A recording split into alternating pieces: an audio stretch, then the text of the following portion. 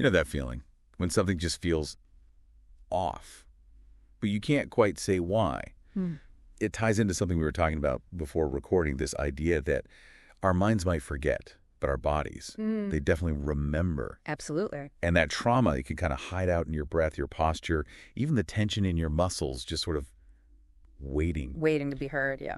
So in this deep dive, we really want to unpack how healing might start, not just up here in our thoughts, but actually in the body itself. We've been looking at some fascinating ideas around this. It's really interesting, isn't it, how the body seems to hold on to experiences, particularly the really tough ones. Yeah, even when your conscious mind, you know, doesn't have the full picture anymore, or maybe never did. Exactly. We tend to think of memory as like mental snapshots or stories stored in the brain. Clear recollections. Right. What we're exploring here suggests there's this whole other layer, almost a physical memory bank. A physical memory. I like that.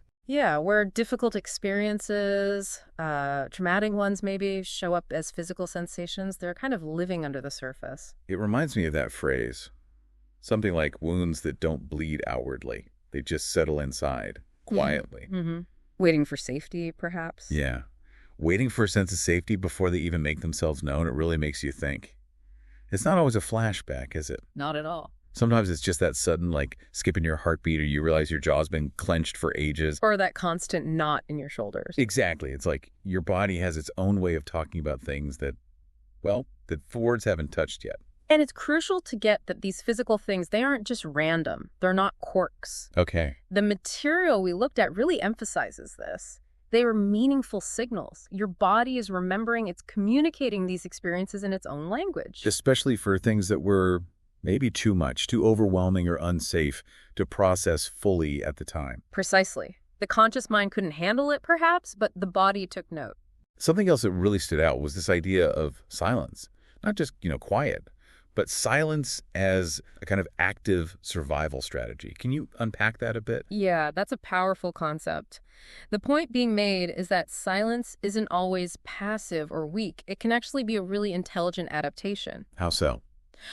Well, think about situations where speaking up, expressing yourself might have led to more trouble, more danger or pain, or being shut down. Okay, yeah, I can see that. In those moments, holding back, suppressing what you wanted to say or do, maybe even trying to become invisible.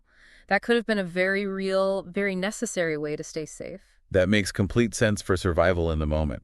But where does it get tricky later on? Well, that's the thing. This strategy, this protective silence, it gets learned. It gets wired into the nervous system. Yeah. And even when the situation changes, the threat's gone, that learned response can just stick around. Your body doesn't automatically get the memo saying, hey, it's safe now, you don't need to do that anymore. So it keeps running the old program. Kind of, yeah. That state of vigilance or suppression, it just keeps going. Which leads to that idea of the body reacting almost on its own timeline. Sometimes before our thinking brain catches up, these echoes you mentioned. Exactly. Echoes of the past playing out in the present. Your nervous system has learned associations. Like what? Give me an example. Okay, so maybe a loud noise happens, just a car backfiring outside. But your body jumps, your heart races. Right. Not because the car backfiring is actually dangerous right now, but because your body remembers a time when a loud noise did mean danger. It's an echo. Or finding it hard to speak up in a meeting. Could be, yeah. That feeling of your throat closing up might not really be about the meeting itself. It's an echo of. Maybe past times when speaking your mind got you punished or shamed or dismissed. The examples given were so relatable. That racing heart isn't just anxiety maybe, but a memory trace of danger. Or difficulty finding your voice, like you said, linked to being told to be quiet or take up less space. And things like physical tension, withdrawing from people, or even constantly trying to please others. Yeah, people pleasing. They might all have roots in these earlier experiences. It's like your body's carrying this whole history, this whole library of experiences that isn't always accessible through conscious thought alone. So it's not that we're overreacting necessarily. Not in the way we usually mean it. They're learned responses. They were brilliant responses, actually highly effective for survival back when they first developed. But the challenge comes when they keep running on autopilot. Exactly. When they're no longer serving that original protective purpose, but they haven't been updated yet. And that's where we see those adult patterns crop up, right? Things like avoiding conflict at all costs. Yes, or feeling intense guilt just for having needs, for asking for something. Struggling to say no. That's a big one for many people. Huge. Or maybe numbing out feelings instead of actually feeling them. Or shrinking. Making yourself small instead of speaking up. It sounds like the body's just stuck in that old survival mode. That's a good way to put it. And a key insight, really, is reframing this. It's not about being broken or flawed. Right. It's actually a testament to your body's resilience, its intelligence. The source material even used the word brilliance. These strategies worked when you needed them. Okay, so if they're so deeply learned, these survival patterns, how do we even begin to shift them? This idea of unlearning the silence, it sounds daunting. It does, and it requires a lot of self-compassion. That's really emphasized. It's not about brute force, not about just deciding I won't do that anymore and trying to push through. So no bulldozing the protective instincts. Definitely not. It's more about starting to gently question them, getting curious. Curious like asking yourself, okay, I feel this fear right now. Is it actually keeping me safe in this present moment? Or is it maybe, just maybe, holding me back now? And those examples of unlearning survival silence, they felt quite manageable, actually. Things like just naming the freeze response when it happens, but with kindness. Yes, acknowledging it without judgment. Or allowing yourself to feel anger without feeling ashamed for it.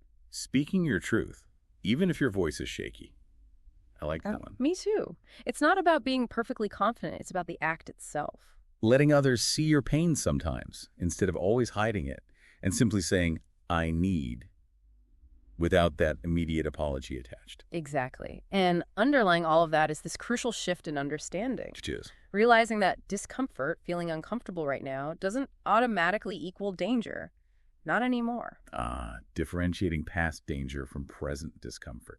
Precisely. It's about slowly, gently creating new experiences, new associations in the nervous system where expressing yourself, being seen, taking up space, it doesn't lead to those old negative consequences. And the healing process itself, it was mentioned that it often happens through gentle invitation, right? Using the body. Yes, things like mindful movement, paying attention to your breath, maybe journaling or writing. Therapy, of course. And safe relationships were mentioned too. Absolutely. Safe, supportive relationships are incredibly healing. These approaches offer ways for the body to kind of release some of those held experiences. But in a way that feels safe, manageable. Yes, it's about creating an environment internally and externally where your body feels secure enough to start letting go of some of that old tension, those protective patterns. So it's not about trying to erase the past silence or pretend it didn't happen? Not at all. It's more about changing its meaning for you now. How do you mean? Transforming it from being just about fear or suppression into maybe a space for reflection, for choice. Understanding why the silence was there gives you power over it now. Reclaiming it in a way. Exactly. That journey back towards feeling safe in your own skin, it's really an internal one. And remembering, as the sources highlight, that every single trauma response, including that silence. It was protective once. It was protective. Yeah. Your body remembers to protect you, not to punish you. Silence was a shield, not a failure. Understanding that is huge. And that final thought is really important too, isn't it? That journey back to finding your voice, feeling present, being yourself. It might not be a straight line. Definitely not linear. There will be ups and downs. But it is possible. And it's worth it. Absolutely worth it. Which kind of brings us to a thought for everyone listening. Okay. Maybe just take a moment, an hour later, to consider the ways your own body might be communicating with you. Any subtle signals. And like a recurring ache, maybe? Or a tension spot. Could be anything. Sensations that might be holding stories waiting to be heard, but heard with kindness, with compassion for yourself. And this isn't about getting stuck dwelling on the past. No, not at all. It's about recognizing the wisdom that's already there, held within your physical self as you navigate your path forward.